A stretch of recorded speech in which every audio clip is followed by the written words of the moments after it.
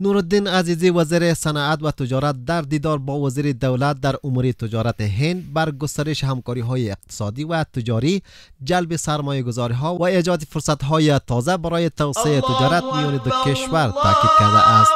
در این دیدار وزیر صنعت و تجارت پیرامون افزایش سهولت در صدور ویزا برای تاجران افغان، گسترش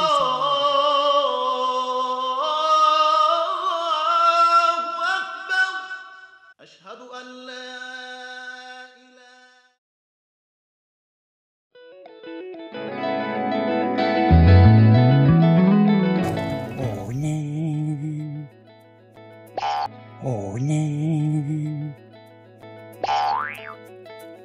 الله أكبر الله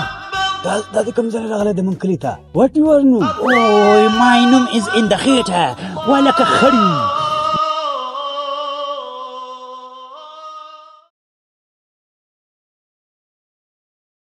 الله أكبر الله